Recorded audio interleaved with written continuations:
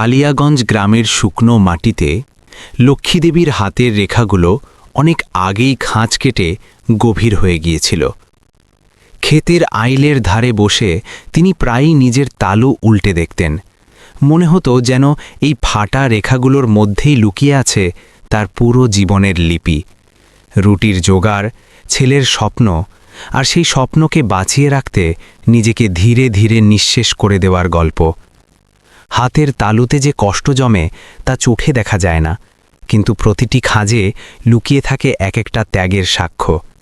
আর সেই সাক্ষ্যগুলোই তাকে বারবার মনে করিয়ে দেয় জীবন কখনো সহজ ছিল না, কিন্তু ভালোবাসা আর দায়িত্বের জন্য সহ্য করা যায় সব কিছু। তার স্বামী রামলাল গ্রামের সরকারি প্রাইমারি স্কুলে শিক্ষকতা করতেন। বেতন কম ছিল, কিন্তু সম্মান ছিল প্রচুর। ঘর ছিল কাঁচা, কিন্তু ঘরের ভিতরে ছিল অটুট ভরসা। যখন রাহুল জন্মালো তখন রামলাল তাকে কোলে তুলে নিয়ে বলেছিলেন, এই ছেলেকে আমরা পড়াবো লক্ষ্মী, আমরা যে হাত দিয়ে জীবন কাটাই তার থেকে অনেক পরিষ্কার ও উজ্জ্বল জীবন দেব তাকে। লক্ষ্মীদেবী সেই কথাটি বুকে এমনভাবে জমা করে রেখেছিলেন যেন কোনো অমূল্য তাবিজ, যাকে কোনোভাবেই ভাঙতে দেবেন না। কিন্তু তাবিজও কি চিরকাল রক্ষা করতে পারে? এক রাতে ঝড় বৃষ্টির মধ্যে রামলাল স্কুল থেকে ফিরতে গিয়ে পিছলে পড়ে গেলেন। গ্রামের ছোট হাসপাতালে নিয়ে যাওয়া হলো, কিন্তু ডাক্তার যা বললেন তা লক্ষ্মীদেবীর কানে আজও হাতুড়ির মতো বেজে ওঠে। আমরা যথাসাধ্য চেষ্টা করেছি, কিন্তু দেরি হয়ে গিয়েছিল। সেই দিন লক্ষ্মীদেবীর দুনিয়ায় শুধু একজন মানুষ মরেনি, সেই দিন ভরসার ছাদটাও চুরমার হয়ে ভেঙে পড়েছিল। ঘরে রাহুল তখনও ছোট, চোখে বাবার খোঁজ আর মায়ের শাড়ির আঁচল শক্ত করে ধরে থাকা। লক্ষ্মীদেবী চোখের জল মোছেননি, ভিতরে গিলে নিয়েছিলেন। সেই রাতেই নিজেকে বলেছিলেন, এখন আমিই মা, আমিই বাবা, এখন এই ছেলের সব স্বপ্ন আমার কাঁধের ওপর। পরের অনেক বছর লক্ষ্মীদেবীর সকাল সূর্য ওঠার আগে শুরু হতো, আর রাত অনেক দেরিতে শেষ হতো।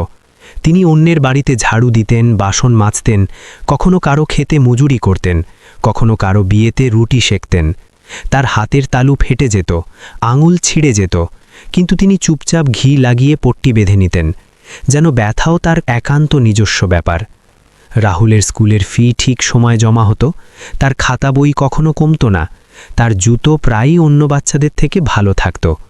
গ্রামে কেউ কেউ বলতো, লক্ষ্মী ছেলেকে শহরে পাঠাবে, বড় স্বপ্ন দেখে। কেউ হাসত, কেউ ঈর্ষা করত, কেউ তিরস্কার করত।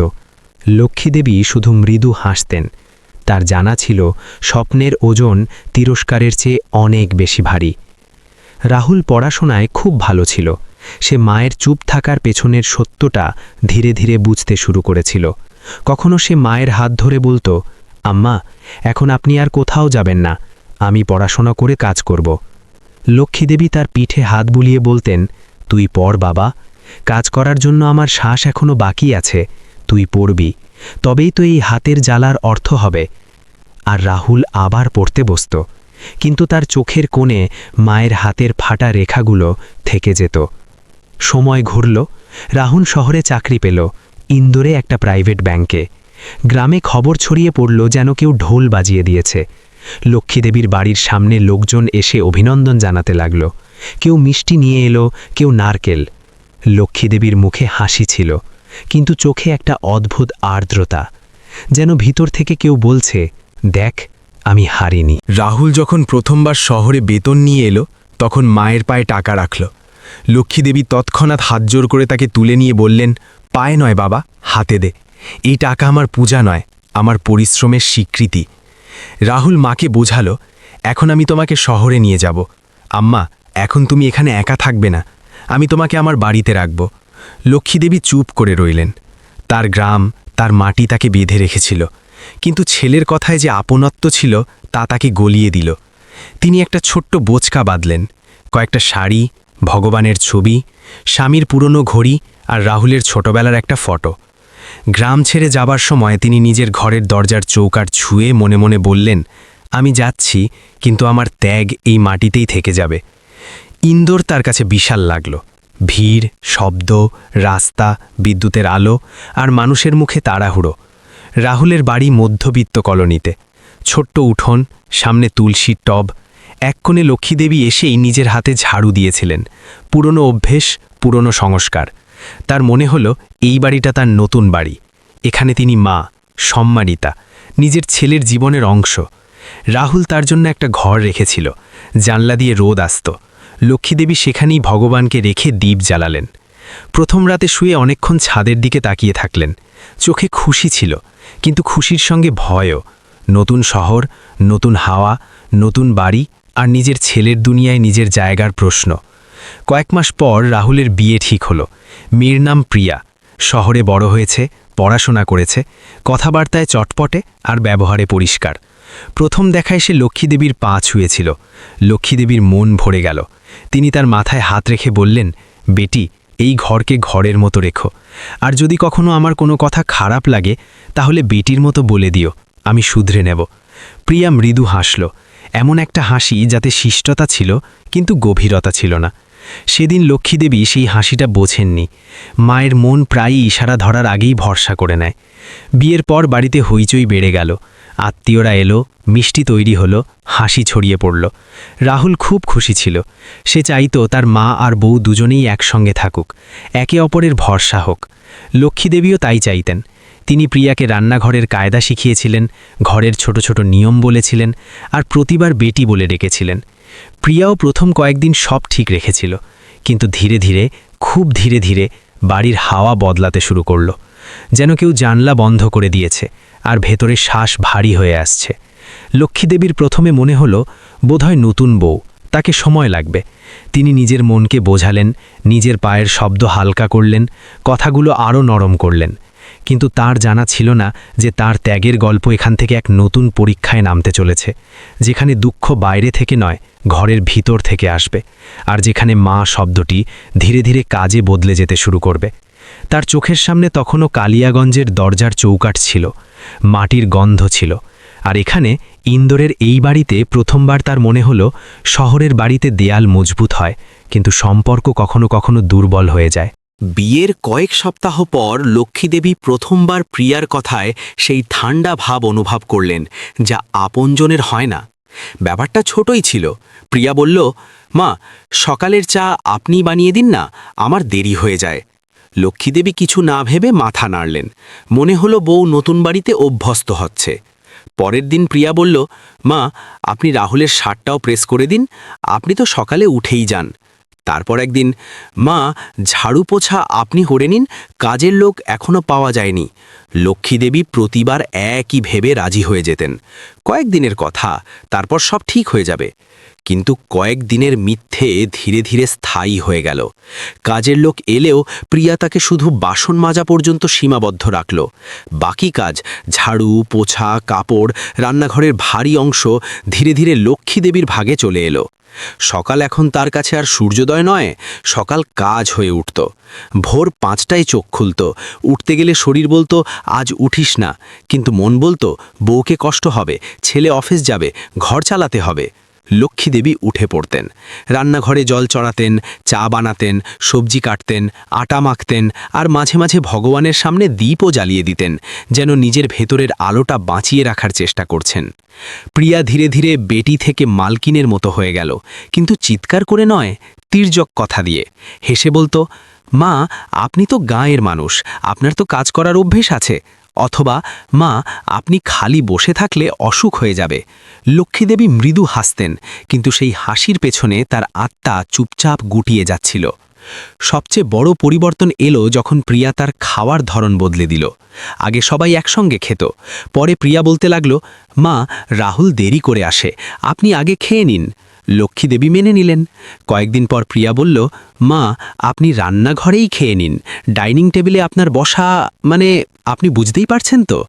সেই আপনি বুঝতেই পারছেন তো কথাটা লক্ষ্মীদেবীর বুকে পাথরের মতো চেপে বসল। তিনি সত্যিই বুঝে গিয়েছিলেন। এখন তার জন্য আলাদা থালা, আলাদা গ্লাস। প্রিয়া বলতো, এটা হাইজিনের জন্য, আপনার ওষুধ চলে, আপনার জিনিস আলাদা থাকলে ভালো। লক্ষ্মীদেবী কিছু বলতেন না, কিন্তু রাতে যখন ছোট ঘরে এসে চারপাইয়ে বসতেন, তখন চোখ দুটো খালি দেয়ালের দিকে তাকিয়ে থাকত, যেন কাউকে জিজ্ঞাসা করছেন, আমি এই ঘরে কে? রাহুল এসব দেখত না, অথবা হয়তো দেখত কিন্তু ছোট ছোট ব্যাপার ভেবে এড়িয়ে যেত। সে অফিস থেকে ক্লান্ত হয়ে ফিরত। প্রিয়া তার জন্য ঠান্ডা বোতল বের করে দিত, হেসে চায়ের কাপ রাখত আর বলতো, আজ অনেক কাজ ছিল, মা আবার নুন কম দিয়েছে, সবজিতে তেল বেশি হয়ে গেছে। আমি তো সামলে নিই, কিন্তু কি করব বলুন, মাকে এখন জিনিস বোঝা মুশকিল। রাহুল মায়ের দিকে তাকাত। মা হালকা হাসি দিতেন, যেন বলছেন, ঠিক আছে বাবা, তুই চিন্তা করিস না। রাহুল সেই হাসিকে সত্যি ভেবে নিত। তার জানা ছিল না যে মায়ের হাসি এখনও সেই পুরনো, শুধু তার পেছনের ব্যথাটা নতুন। পাশের ফ্ল্যাটে শান্তি কাকি ছিলেন, বয়সে লক্ষ্মীদেবীর কাছাকাছি। একদিন সিঁড়িতে দুজনের দেখা। শান্তি কাকি দেখলেন লক্ষ্মীদেবীর হাতের তালুতে লাল লাল দাগ, আঙুলে ফাটল। তিনি আস্তে করে জিজ্ঞাসা করলেন, লক্ষ্মী, সব ঠিক তো? হাত এমন কেন? লক্ষ্মীদেবী তাড়াতাড়ি হাত শাড়ির আঁচলে লুকিয়ে ফেললেন। বললেন, আরে কাকি, কিছু না, কাজ একটু বেশি হয়ে গেছে। শান্তি কাকি তার চোখে চোখ রাখলেন। সেখানে কিছু ছিল না, সেখানে অনেক কিছু ছিল, যা কথায় প্রকাশ হয় না। শান্তি কাকি শুধু বললেন, মায়ের হাত কখনো বুড়ো হয় না, কিন্তু তাদের ক্লান্ত করা পাপ। লক্ষ্মীদেবীর পাতা ভিজে গেল, কিন্তু তিনি মাথা নিচু করে নিলেন। ঘরে আরেকটা পরিবর্তন এলো। ঘরের আগে লক্ষ্মীদেবী যে ঘরে থাকতেন সেখানে রোদ আসত। একদিন প্রিয়া বলল, মা, আপনার ঘরে তো মেহমানদের থাকতে দেব, আপনি স্টোর রুমের ঘরে চলে যান, ওখানে শান্তি পাবেন। লক্ষ্মীদেবী আসতে জিজ্ঞাসা করলেন, কিন্তু ওখানে তো জানালা নেই। প্রিয়া কথা কেটে দিল, মা, জানালা না থাকলে কি হয়েছে, পাখে তো আছে। সেদিন লক্ষ্মীদেবীর প্রথমবার মনে হল রোদও এখন এই ঘরে তার নয়। স্টোর রুমের ঘরটা ছোট ছিল, একটা পুরনো চারপাই, একটা ছোট বাল্ব আর দেয়ালে ভেজা দাগ। লক্ষ্মীদেবী নিজের জিনিসপত্র সেখানে রাখলেন, ভগবানের ছবি টাঙালেন, দীপ জ্বালালেন, আর দীপের আলোয় স্বামীর ঘড়িটা অনেকক্ষণ দেখতে থাকলেন, যেন চুপচাপ বলছেন, দেখো, আমি তোমার ছেলের ঘরে আছি, কিন্তু এখানেও আমি একা। সবচেয়ে তেতো মুহূর্ত এলো যখন একদিন প্রিয়ার বান্ধবী এলো। প্রিয়া তাদের চা দিল। লক্ষ্মীদেবী রান্নাঘরেই ছিলেন। প্রিয়া হেসে বলল, এসব মাই করে, ওর অভ্যাস, কাজ না করলে চলে না। বান্ধবীরা হেসে উঠল। কেউ বলল, বাহ, ফ্রি হেল্পার পেয়ে গেছে। প্রিয়াও হেসে মাথা নাড়ল। রান্নাঘরের দরজার আড়ালে দাঁড়িয়ে লক্ষ্মীদেবী সব শুনলেন। হাত থেকে চামচ পড়ে গেল। শব্দটা ছোট ছিল, কিন্তু ভেতরে কিছু ভাঙার শব্দটা খুব বড় ছিল। তিনি চামচ তুললেন, চোখের জল মুছে আবার চা বানাতে লাগলেন, যেন কিছুই হয়নি। কারণ মা যদি কাঁদেও, তবু তার রান্নাঘর থামে না। সেই রাতে রাহুল মাকে জিজ্ঞাসা করল, আম্মা, আপনি এত ক্লান্ত কেন লাগছে? লক্ষ্মীদেবী হেসে বললেন, কিছু না বাবা, বয়স হয়েছে। রাহুল তার পা ছুঁয়ে বলল, আপনি আরাম করুন। লক্ষ্মীদেবী মনে মনে ভাবলেন, আরাম তখনই হবে বাবা, যখন এই ঘরে আমি মায়ের মতো থাকব, চাকরের মতো নয়। কিন্তু সেই কথা তিনি বলতে পারলেন না, কারণ তার ভয় ছিল সত্যি বলে দিলে ছেলে ভেঙে পড়বে, আর মা নিজের কষ্টের চেয়ে ছেলের ভাঙার ভয় বেশি পায়। রাত গভীর। স্টোর রুমের ছোট ঘরে লক্ষ্মীদেবী পাশ ফিরলেন। কোমরে ব্যথা, চোখে ঘুম নেই। তিনি আঁচলটা বালিশের নিচে চেপে ধরে নিঃশব্দে কাঁদতে লাগলেন, এমন কান্না যাতে জল পড়ে কিন্তু শব্দ হয় না, কারণ এই ঘরে হয়তো আর শব্দ তোলার অধিকার তার নেই। আর সেই রাতেই প্রিয়া রাহুলকে বলল, আপনার মা খুব ইমোশনাল, ছোট ছোট কথায় কেঁদে ফেলেন, আপনি আমাকে বোঝেন তো, ঘর চালানো সহজ নয়। রাহুল ক্লান্ত হয়ে শুধু হ্যাঁ বলে ঘুমিয়ে পড়ল। তার জানা ছিল না যে সেই হ্যাঁর নিচে তার মায়ের সব চুপ করে থাকা চাপা পড়ে আছে। সেই দিন ইন্দোরে আবহাওয়া অদ্ভুত ছিল। আকাশে হালকা মেঘ, হাওয়ায় ধুলো, আর শহরের ছুটোছুটি আগের মতোই। কিন্তু রাহুলের জীবনে সেই দিনটা ঝড়ের মতো। ব্যাংকে হঠাৎ সিস্টেম ডাউন হয়ে গেল। ম্যানেজার অর্ধেক স্টাফকে তাড়াতাড়ি বাড়ি যাওয়ার অনুমতি দিলেন। রাহুল ভাবল, আজ আম্মার সঙ্গে বসে চা খাবো, অনেকদিন ঠিক করে কথা হয়নি। তার মুখে হালকা হাসি।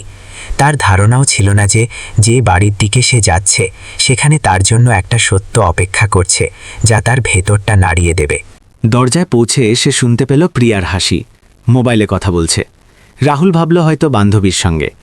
চাবি বের না করে এসে দরজায় হালকা ঠেলা দিল। দরজা আধ খোলা ছিল। ভেতরে পা রাখতে যাচ্ছিল, তখনই প্রিয়ার কথা স্পষ্ট শুনতে পেল। আরে ইয়ার, স্বাস্থ্য কাজের লোকের চেয়েও সস্তা পড়েছে। উপর থেকে পেনশনও আসে, ঘরের খরচও চলে যায়, আর কাজও হয়ে যায়। এর চেয়ে ভালো আর কি চাই? রাহুলের হাত দরজায় আটকে গেল। তার শ্বাস যেন ওগে আটকে গেল। কয়েক মুহূর্ত মনে হলো হয়তো ভুল শুনেছে, কিন্তু প্রিয়ার হাসি আবার ভেসে এলো। আরে ও তো কথাও বলে না, সোজা সাপটা, একটু আটটু কাঁদলেও আবার কাজে লেগে যায়। সেই একটা কথা রাহুলের ভেতরে যেন কোনো পুরনো ক্ষত খুলে দিল। হঠাৎ তার চোখের সামনে আম্মার হাতের ফাটল, ফোলা আঙুল, আলাদা খাওয়া আর সেই স্টোররুম যাকে সে কখনো গুরুত্ব দেয়নি, সব দৃশ্য ঘুরতে লাগল। এই সব কি সত্যি? তার মা কি? সে দরজা পুরো খুলে দিল। প্রিয়া চমকে উঠল, ফোনটা হাত থেকে প্রায় পড়ে যাচ্ছিল। আপনি এসে গেছেন, তার গলায় ঘাবড়ে যাওয়া। রাহুল কিছু বলল না, তার মুখ শান্ত, কিন্তু সেই শান্তি ঝড়ের আগের শান্তি। সে সোজা রান্নাঘরের দিকে এগোল। যা দেখল তা তার জীবনের সবচেয়ে বড় আঘাত হয়ে গেল। লক্ষ্মীদেবী ঝুঁকেছিলেন, হাতে ভেজা কাপড়, ফ্লোর ঘষছিলেন, কোমর সোজা হচ্ছিল না, ঘাম কপাল থেকে গাল বেয়ে পড়ছে, শ্বাস ভারী, আর পাশে সিঙ্কে বাসনের স্তূপ। রাহুলের পা সেখানেই জমে গেল। মনে হলো পায়ে আর জোর নেই। কয়েক সেকেন্ড শুধু মাকে দেখতে থাকল। এই সেই মা যিনি তার জন্য খেতে কাজ করেছেন, সেই হাত যা তার জুতো বেঁধে দিয়েছে, সেই কোল যা জ্বরের রাতে তাকে জড়িয়ে রেখেছে, আর আজ সেই মা তার ঘরে ঝুঁকে ফ্লোর ঘষছে। আম্মা, তার গলা ভেঙে গেল। লক্ষ্মীদেবী চমকে শির উঠালেন। প্রথমে মনে হলো হয়তো স্বপ্ন, তারপর রাহুলকে দেখে হাত থেকে কাপড় পড়ে গেল। মুখে ভয় নয়, একটা অদ্ভুত লজ্জা, যেন চুরি করতে ধরা পড়েছেন। তুই তাড়াতাড়ি এসে গেলি বামা। তিনি তাড়াতাড়ি আঁচল দিয়ে ঘাম মুছলেন। রাহুল এগিয়ে এলো, মায়ের হাত ধরল। সেই হাত গরম, রুক্ষ আর কাঁপছে। আম্মা, এসব আপনি করেন? তার গলায় ব্যথা, প্রশ্ন আর অপরাধবোধ। লক্ষ্মীদেবী তাড়াতাড়ি মাথা নিচু করলেন। না বাবা, এমনি, আমার অভ্যাস, খালি বসে থাকলে মন লাগে না। রাহুল তার চোখে চোখ রাখলেন। মায়ের মিথ্যে চিনে ফেললেন। মায়ের মিথ্যেও মায়ের মতোই, অন্যকে বাঁচানোর জন্য বলা। তার মনে হলো যেন কেউ বুকে পাথর চেপে ধরেছে। ঠিক তখনই প্রিয়া এসে পড়ল, স্বাভাবিক হওয়ার চেষ্টা করল। আরে আপনি এমন করে দেখছেন যেন আমি কিছু খারাপ করেছি। মা তো নিজেই কাজ করে, আমি তো বারণ করি। রাহুল প্রথমবার প্রিয়ার দিকে এমন চোখে তাকালো, যাতে প্রশ্ন ছিল, ভরসা ছিল না। আর ফোনে যা বলছিল সেটাও কি মায়ের ইচ্ছায়? প্রিয়ার মুখ ফ্যাকাশে হয়ে গেল। আপনি শুনেছেন? গলা কাঁপছে। রাহুল উত্তর দিল না। সে মাকে তুলে ঘরের দিকে নিয়ে গেল। স্টোররুমের দরজা খুলল। ভেতর অন্ধকার, ছোট বাল্ব জ্বলছে, ঘরে দম বন্ধ করা ভাব। রাহুল কয়েক মুহূর্ত দাঁড়িয়ে রইল। বুঝতে পারছিল না নিজের ওপর বেশি রাগ না পরিস্থিতির ওপর। আম্মা, আপনি এখানে থাকেন? গলা কাঁপছে। লক্ষ্মীদেবী হালকা হাসলেন। হ্যাঁ বাবা, আমার তো শান্তি চাই, এখানে শান্তি আছে। রাহুলের চোখ থেকে জল গড়িয়ে পড়ল। প্রথমবার খোলাখুলি কাঁদল। সে সেই ফ্লোরে বসে পড়ল যাকে তার মা রোজ ঘষে। মায়ের পা ছুঁয়ে ফেলল। আম্মা, আমি আপনাকে দেখিনি, আমি অন্ধ হয়ে গিয়েছিলাম। লক্ষ্মীদেবী ঘাবড়ে গেলেন, তাড়াতাড়ি তাকে তুললেন। না বাবা, তুই কোনো ভুল করিসনি, ঘর গেরস্থালিতে এমন হয়েই থাকে। কিন্তু রাহুল আর শিশু ছিল না, সব বুঝে গিয়েছিল। আস্তে করে বলল, না আম্মা, এমন হয় না, এমন হতে দেওয়া হয়। সেই রাতে ঘরে কোনো রান্না হলো না, টিভি চলল না। প্রিয়া ঘরে বন্ধ হয়ে রইল। রাহুল বারান্দায় বসে রইল, মনে ঝড়। তার সব হ্যাঁ মনে পড়ছে যা প্রিয়ার কথায় বলেছে। মায়ের ক্লান্তিকে বয়স ভেবে এড়িয়ে যাওয়া। সে বুঝতে পারছিল সে নিজের মায়ের কষ্টের অপরাধী। রাতের নিস্তব্ধতায় নিজেকে প্রশ্ন করল, আমি কি সেই ছেলে যার জন্য মা সব ছাড়লেন? আমি কি সেই যে সুবিধার জন্য সত্যির চোখ বন্ধ করে নিয়েছিল?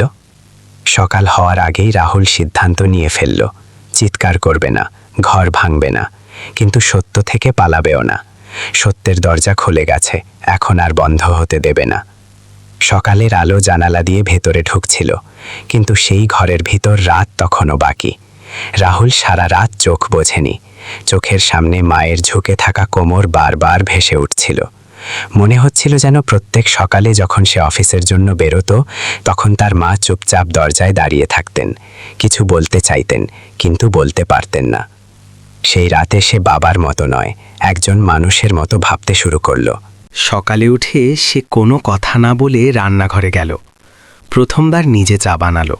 হাত কাঁপছিল, কিন্তু ইচ্ছা অটল। ট্রে নিয়ে স্টোর রুমের দরজায় পৌঁছল। দরজা আধ খোলা। ভিতরে লক্ষ্মীদেবী দ্বীপের সামনে বসে, চোখ ফোলা। হয়তো তিনিও রাত জেগেছেন।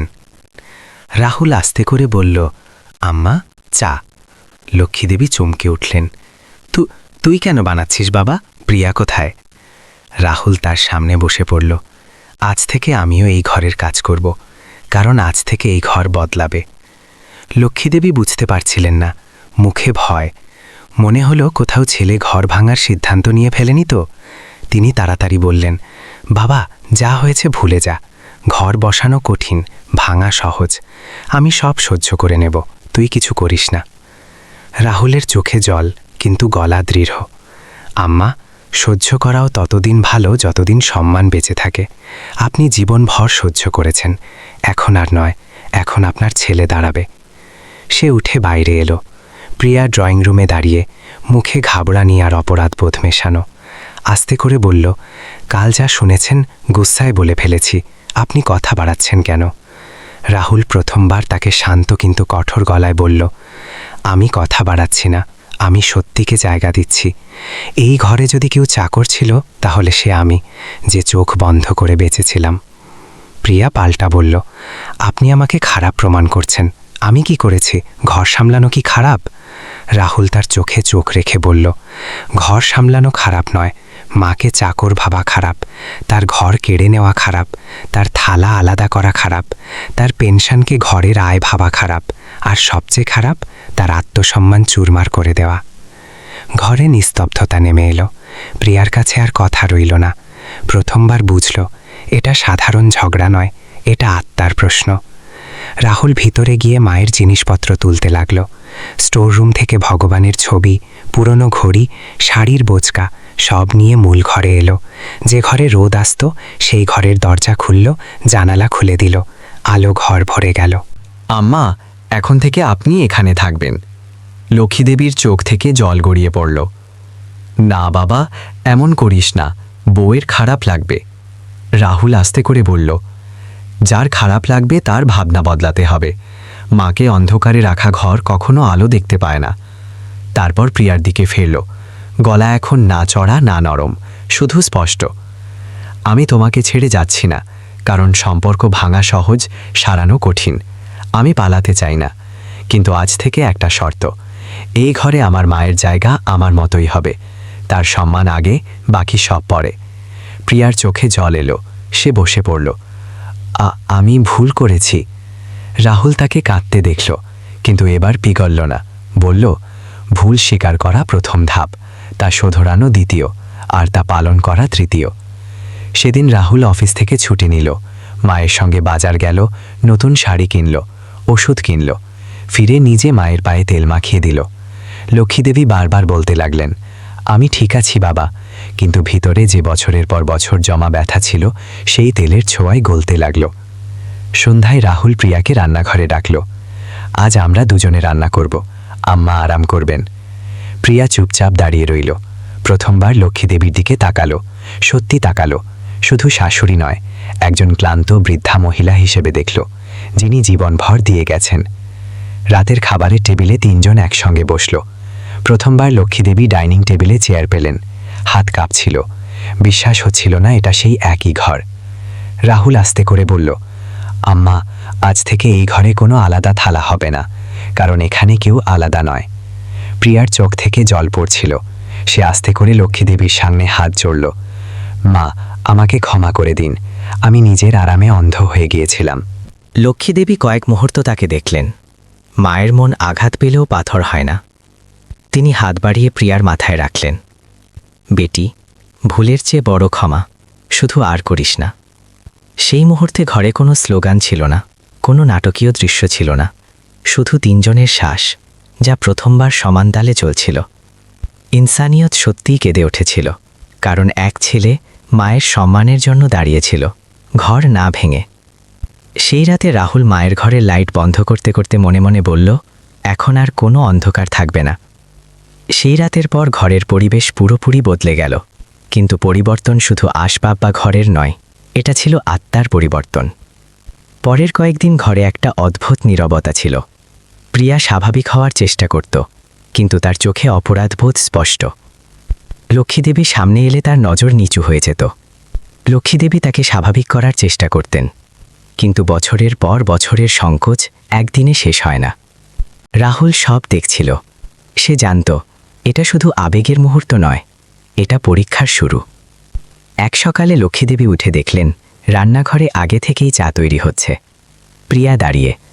সে হাসার চেষ্টা করে বলল, মা, আজ আপনি আরাম করুন, আমি সব করে নেব। লক্ষ্মীদেবী আসতে বললেন, আমি সাহায্য করে দিই। প্রিয়া প্রথমবার দৃঢ় গলায় বলল, না মা, আপনি বসুন, আপনি অনেক করেছেন। সেই গলায় আর আদেশ নয়, সম্মান ছিল। দিন যেতে লাগল। প্রিয়া ধীরে ধীরে ঘরের প্রত্যেক কাজে নিজেকে যুক্ত করতে লাগল। কাজের লোককে পুরো সময়ের জন্য রাখল। লক্ষ্মীদেবীর ওষুধের সময় সে নিজে মনে রাখত। সন্ধ্যায় তার কাছে বসে গল্প করত। শুরুতে লক্ষ্মীদেবীর বিশ্বাস হতো না, মনে হতো এটা কয়েকদিনের ব্যাপার।